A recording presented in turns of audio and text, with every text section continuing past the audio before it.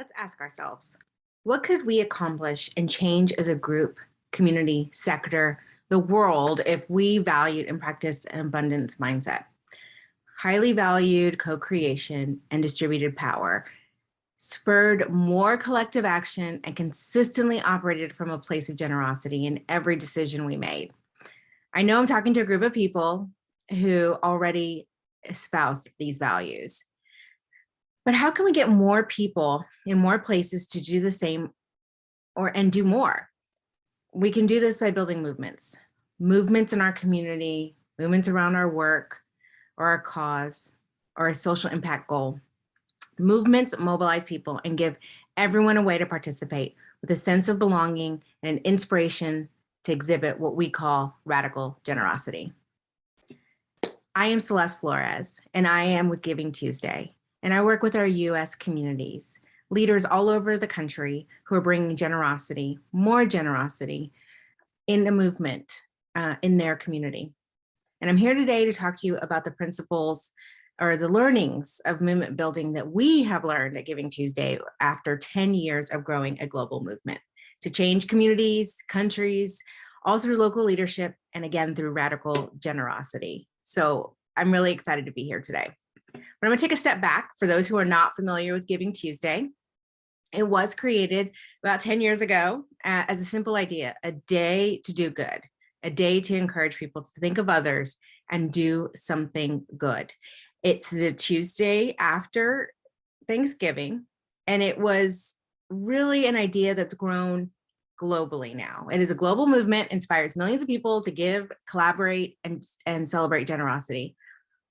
But the hallmark and the underpinning is that everyone has something to give. Every act of generosity counts, and that's what we truly believe. As I said, we are a global movement now. We are in over 80 countries, and we are also year-round.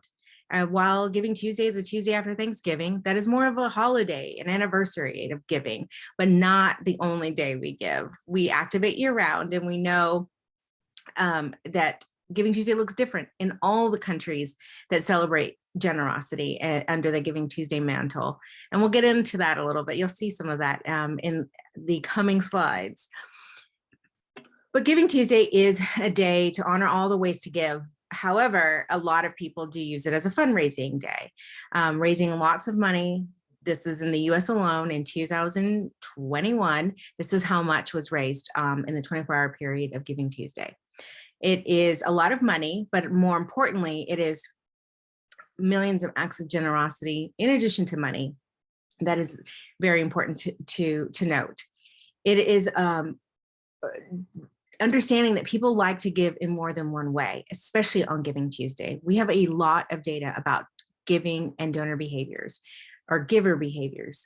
And we recognize that people are giving in multiple ways. They're not just giving time or money or a good, they're doing multiple things on GivingTuesday. It is one of the 3 days of the year that people are looking to support an organization. But as you'll see, there are many ways people like to express their generosity, with the least, I guess, popular is around expression of giving of money. But it's really showing that people like to give and be engaged and give their time and their voice and their social network in a way that is meaningful to them. And they want to contribute, again, to your mission in a way that is meaningful to them. People want engagement versus transaction, or to be prescribed how they can get engaged.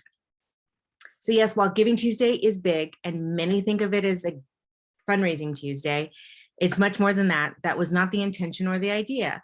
But it has evolved, and really it has evolved as a day, but it has evolved globally in many different ways. But the mission of GivingTuesday organization is to create a world based on radical generosity. And that's this notion that someone else's suffering is just as intolerable as our own suffering. And we want to create a society that is more inclined towards generosity. That is how we show up in the world, does lend itself to other pro-social behaviors. Our data is showing that when people get to what people do when they are expressing generosity, when they are operating from a place of generosity, they're more inclined to vote, they're to become active members of civil society, and so much more. And that work and that how you show up in the world is through generosity. That is what we need a lot more of right now. But Giving Tuesday is really about people. It is, again, a novel concept that was designed for people to grab it and take it and do something new with it. And that's exactly what happened with Giving Tuesday. Communities, big and small, families, individuals, people around the world took Giving Tuesday and decided to make it their annual tradition, their ritual, and celebrate it in a way that they wanted to celebrate it. So in Giving Tuesday fashion, we would love to share some learnings. We also love to learn. We are constantly a learning organization of what is happening all over the world and what we can learn from it to influence more generosity. I'll be sharing with you a little bit of what we learned and how we gather people around a mission and create a movement. Hopefully this information is helpful in some way as you are trying to create or nurture, accomplish a social impact goal, and how you bring more people into the work that you're doing and harness that energy into creating change in your community. Now, our colleague, Henry Timms, who was one of the co-founders of Giving Tuesday, wrote a book called New Power, and it was based on the findings and the understandings of how Giving Tuesday was growing. The premise of the book is that we need to look beyond the conversation of tactics and how do we get more people and which tools we should use and which platforms, and really get into the conversation about old power and new power and how you learn from these new power worlds. Because if you look across the world right now, whether it's a movement like Black Lives Matter or Me Too, whether it's a platform like Facebook or a polarizing political figure like Donald Trump, very different examples. But what they all have in common is they're able to mobilize people around their cause. And there are some tactics and some understandings that I think organizations and groups need to recognize to learn how to mobilize people and really create a space where people can engage in your mission, in your work on their terms. There is a lot to be learned about how to mobilize people using new power. So if you want to understand how the world is changing, let's get into that conversation about how power is shifting. We need to understand the difference between old power and new power. So in the old world, old power world, power is held by a few. It tends to be a download into the world, and it's usually leader driven, and it's a lot more closed. So think of the contrast of that, the new power world, where power is made by many uploads. It shares its peer-driven, it shares through peer-driven activity. It's open, it's wide, it's transparent. To the world of new power, where power is not a currency, but is a current, it is about capitalizing the power of others, not upholding your power. So we'll talk a little bit about the values that go with old power and what are the values that go with new power. So we think about the old power world where we value things like confidentiality and exclusivity and expertise, long-term affiliation, and how different that is in the set of values of new power, where it is a generation of people valuing collaboration and not competition, where instead of discretion, we're seeing a lot more of radical transparency, where instead of long-term affiliation that we are all accustomed to, we are also seeing with new power the surges of short-term conditional affiliations. So this argument, this conversation about old power and new power isn't that old power values should be thrown out, but how do we embrace new power values to complement? In fact, there are some old power values that are needed that are still needed and are more important than ever. But the argument here is that for organizations, groups who want to thrive, who want to raise money, who want to engage new people, who want to be bigger than they are, needs to be able to understand how to use old power and how to use new power. And what does that look like? But I want to shift a little bit then from the theoretical. I talked a little bit about what those two power structures look like. Let's talk about the practical and a little bit about how it manifests in Giving Tuesday. So Giving Tuesday, again, was never approached, never created, never considered to be a campaign, a movement, an effort that is one way, that there is one way of doing Giving Tuesday. You are able to do Giving Tuesday on your own terms, in your own way.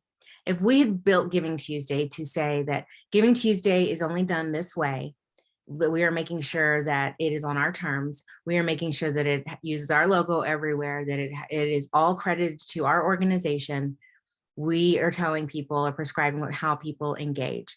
We would probably end up with a few good partners that would probably leave after the first year or so. But we didn't do that. We didn't prescribe that. The reason Giving Tuesday scaled is because people from all walks of life were able to grab the idea and make it stronger. And by doing this, you're moving people from transaction to transformation, where you have new ways for people to engage in your work, new behaviors, new ideas on how someone can be a part of your work.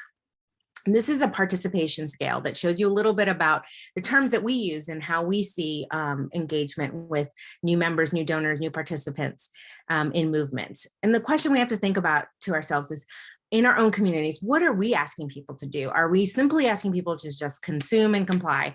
Or are there new routes for people to take on new activities, to be an active part of your work and bringing others along? So let's talk a little bit about how that even manifests. What does that mean to allow people, not to just consume and comply? Well, it starts with a mindset of tools, not rules. That is how Giving Tuesday works. It's a saying we say all the time. We give you the tools, we give you the ideas, we give you just enough to make this your own movement and not a lot of rules. And it's also to ask people to engage in a way they want to. So on that ladder of engagement, it starts with people just sharing what's important to them. One of the most important people in our group, in our story, is this woman who first year, this appeared on social, and it really embodies what Giving Tuesday is about. This lady right here knew the assignment. She didn't have to be rich or famous to change lives. And that's the overall message, is making it your own. Now, it's supercharged by famous people. A lot of people are engaged with Giving Tuesday. But actually, the thing we focus and spend our time on with everyday people and how they spread the message amongst their community. People trust within their community, trust information within their community. So Giving Tuesday was built not on celebrities, not on people like that, but people like this woman who are sharing a message amongst her own community. It's about adapting and about how which is an interesting and challenging behavior. This is where people take your content, your ideas, and remix and make it their own. First year of Giving Tuesday, it was agreed that Mayor Bloomberg, who was the mayor of New York at the time, was going to be the first mayor in America to say, this is Giving Tuesday. Proclamation, photo op was ready to go. Then we saw this on Twitter. This man in this picture is the mayor of Batesville, Arkansas, who became the very first mayor to declare our Giving Tuesday. Batesville, Arkansas was actually the first city in the world to declare it Giving Tuesday. And that is what we are talking about. In an old power world, we would have been devastated that there was this, we were losing the brand, or, the idea of mission over brand is like mind blowing. But having people do what they will, that would have been a horrific moment for any kind of campaign. We've lost control of the narrative, the message. They're using our logo in a different way. But in the new power world, this is exactly the kind of behavior we want. And it is only a movement if it moves without you. It's only a movement if things start happening outside of your control, but it still happens within inside your mission. And that is what we are talking about. Also, shifts in funding. New Power acts, the act of philanthropy is the act of sharing and being a part of something bigger than themselves, bigger than yourselves. This is it's a pictorial of a 3D holographic giving tower where people would give, your face would show up on the tower. By the end of the day, this tower was bigger than the Statue of Liberty. And this was done on Giving Tuesday. There's lots of people coming together to make their gifts and making it social. This is what New Power looks like. People are owners, not donors. They want to be a part of the work you are doing and not just funding you, not just be treated as an ATM, but actually carrying your cause forward. And we as organizations need to do that, need to help them with that. And shaping is the very top of the participation scale, where people are helping produce and shape the movement. It is made from all of us.